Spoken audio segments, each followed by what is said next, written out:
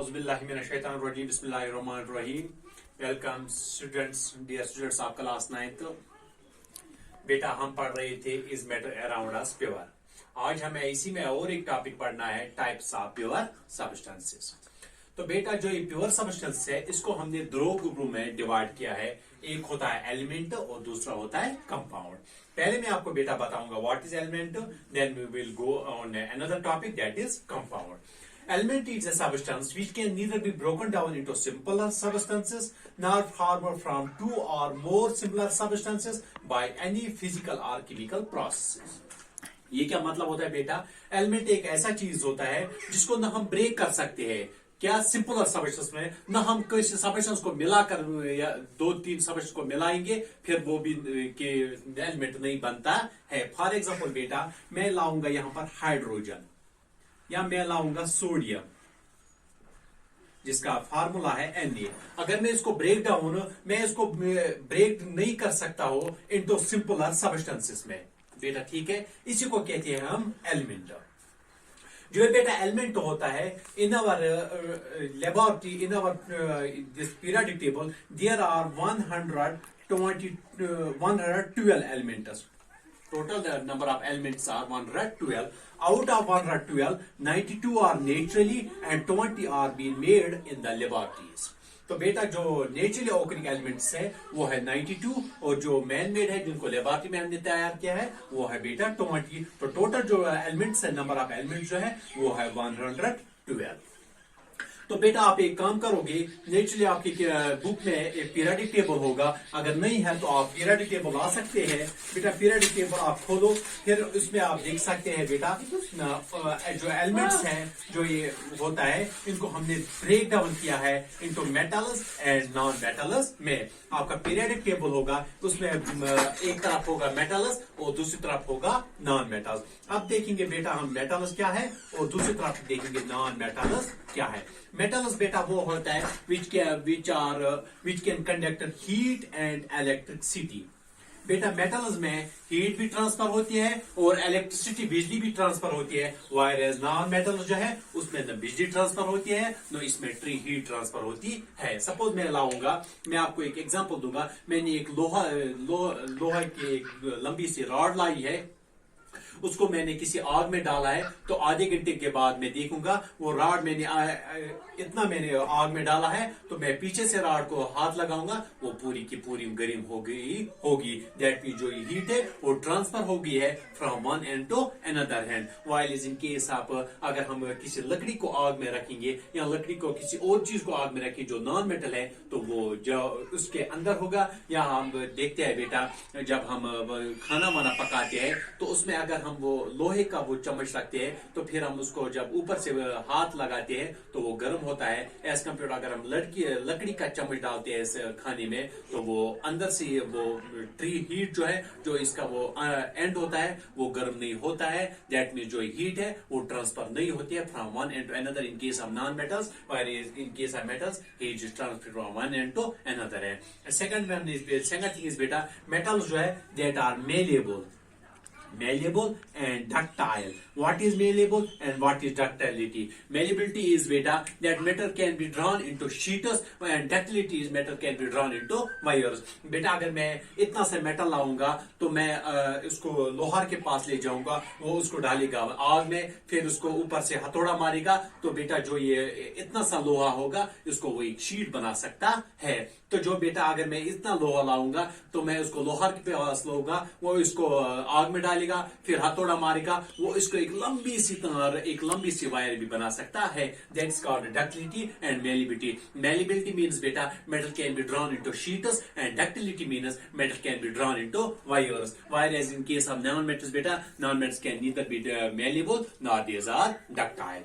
Number third is beta metals are lustrous.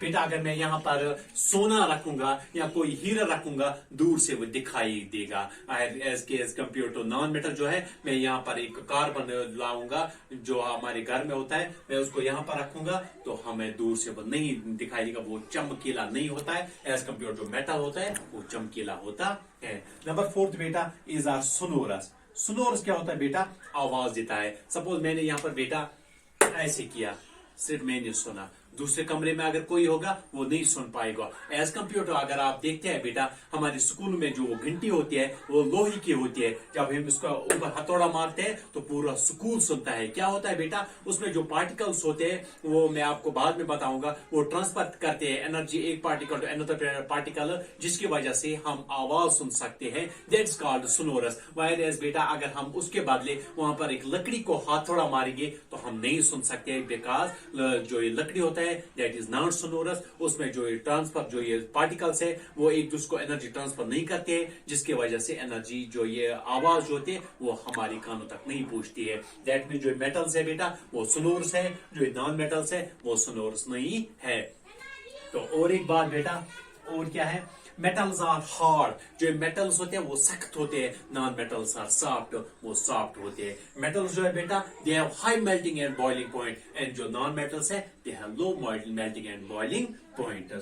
तो बेटा this was all about the elements, and in this case elements have been divided into metals and non metals.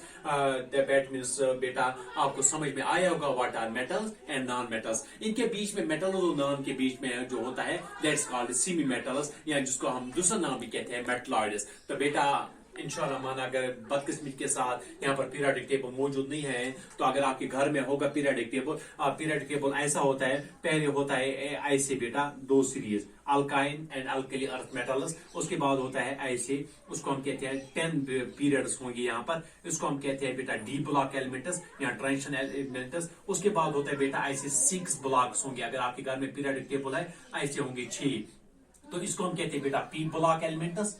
तो बेटा इसी 6 में होता है, यहाँ पर जो होता है बेटा वो रंग कुछ अलग होगा, जो यहाँ पर जो एलिमेंट्स है that's called as semi metals and metalloids, जो इसके आगे है बेटा that are called as non metal, जो ये है बेटा ये है दिस कॉल्ड मेटल्स। तो बेटा जो ये नॉन मेटल्स है मैं उसको भी बताऊंगा, लेकिन नीचे आप देखोगे ऐसे 2 लाइन्स होंगे, तो बेटा इनको कहते हैं हम एफ ब्लॉक एलिमेंट्स। जो एफ ब्लॉक एलिमेंट्स है वो एक्चुअली यहाँ पर उनका नंबर होता है 89 होगा, यहाँ पर आप देखो बेटा फिर इनका नंबर आगे होता है। तो बेटा वो आप आगे पढ़ेंगे, आपको आगे भी पढ़ना है, 10th 11th में होगा वो क्यों अलग रखा गया है, क्या वजह है, एफ ब्लॉक और डी ब्लॉक में क्या फर्क है, वो आपको आगे पढ़ेंगे बेटा। तो यहाँ पर मुझे आपको पढ़ाना है एक्चुअली व्हाट आर मेटलॉइड्स। बेटा जो इनकी करेक्ट्स है वो मैंने आपको बताया है, जो नॉन मेटल्स की कैरेक्टरिस्टिक है वो भी मैंने आपको बताया है। तो इनके बीच में एक ऐसा किस्म मेटल है, एक ऐसा किस्म एलिमेंट है जिनकी कैरेक्टर इनके साथ भी मिलती है और इनके साथ भी मिलती है। तो बेटा इनको हमने रखा है बीच में, these are called as semi metals. ये न मेटल्स है नहीं नॉन मेटल्स, ये थोड़ा थोड़ा मेटल्स भी है और थोड़ा थोड़ा नॉन मेटल्स भी है। इसका कैरेक्टर इसके साथ भी मिलता है, इसके साथ भी मिलता है, इसको हम कहते हैं नॉन मेटल्स। आप देखोगे सिलिकॉन होगा इसमें बेटा, that are called as non metals, and the second name for them is metalloids. And the beta this was all about metals, non-metals and beta element. Now the second question is what is compound? Beta अब हमें compound पढ़ना है। Compound is a pure substance made up of 2 or more elements chemically combined with one another in a fixed proportion by mass. बेटा जो compound है उसमें 2 या 2 से ज्यादा एलिमेंट्स मिक्स किए होंगे लेकिन in a fixed proportion by mass. तो बेटा एज कंपेयर टू एलिमेंट है वो है प्योर सब्सटेंस, एक किस्म के एटम से बना हुआ होगा, लेकिन जो कंपाउंड है इसमें 2 या 2 से ज्यादा एलिमेंट्स मिले हुए होंगे। मैं आपको एक एग्जांपल दूंगा, सपोज मैंने लाया है वाटर H2O, ये है बेटा कंपाउंड। कैसे कंपाउंड? क्योंकि इसमें एक तो हमने हाइड्रोजन को ऑक्सीजन के साथ मिलाया है, ये 2 जब मिल गए हैं तो बन गया है कंपाउंड। जो हाइड्रोजन और ऑक्सीजन ये आपस में मिक्स हो गए हैं but in a fixed proportion by मास। मैं आपको बताऊंगा बेटा, आपके जो पीरियोडिक टेबल होगा, सपोज यहां पर है हाइड्रोजन बेटा, यहां पर होगा इसका 1, यहां पर भी होगा इसका 1। इसका मतलब क्या है बेटा, जो एटॉमिक नंबर यहां पर इसको कहते हैं एटॉमिक नंबर और बेटा इसको कहते हैं एटॉमिक मास। हाइड्रोजन का एटॉमिक नंबर जो है वो भी है 1 और एटॉमिक मास जो है वो भी है 1। तो यहां पर बेटा यहां पर होगा ऑक्सीजन, ऑक्सीजन को ऐसे बेटा यहां पर होगा 16, यहां पर होगा 8। दैट मीन्स बेटा इसका एटॉमिक नंबर है वो है 8 और जो इसका एटॉमिक मास है वो है 16। तो बेटा हम इसी मास को लाएंगे क्योंकि जो ये केमिकली कंबाइंड है elements by proportion in mass, जो इनका मास है they are fixed each other. तो वही मैं आपको यहाँ पर बेटा पढ़ाऊंगा। जो ये हाइड्रोजन है ये 2 है, एक का मास है 1 तो 2 का मास होगा 2। तो और इसके साथ क्या मिला हुआ है बेटा ऑक्सीजन, इसका मास है 16। 2 1 हजार 2 8 हजार, दैट मीन्स जो ऑक्सीजन और हाइड्रोजन आपस में ये मिक्स हुए हैं, आपस में ये मिल गए हैं, लेकिन बाय प्रपोर्शन इनका प्रपोर्शन क्या है 1:8 1:8। This is called as a pure substance made up of 2 or more elements. ये 2 या 2 से ज्यादा एलिमेंट से मिला बना हुआ होता है केमिकली कंबाइंड, लेकिन ये केमिकली कंबाइन हुआ है किससे विथ वन अनदर, एक दूसरे से is fix in fixed proportion, एक प्रपोर्शन में बाय मास, लेकिन वो प्रपोर्शन क्या है बाय मास। बेटा केमिकली क्या होता है, केमिकली ऐसा होता है मैं पानी में हाथ लगा डाल सकता हूं लेकिन मैं वहां से ऑक्सीजन को अलग नहीं कर सकता हूं। अगर मुझे इनको अलग करना है तो for that I needs a lot of energy. मैं उसको ऐसे नहीं अलग कर सकता हूं क्योंकि ये आपस में केमिकली कंबाइन हुए होते हैं। और एक एग्जांपल दूंगा मैं बेटा, आपके घर में जो होगा सोडियम क्लोराइड, बेटा ये भी आपस में मिले हुए रहते हैं, जब ये आपस में मिलते हैं तो ये बनाता है नमक।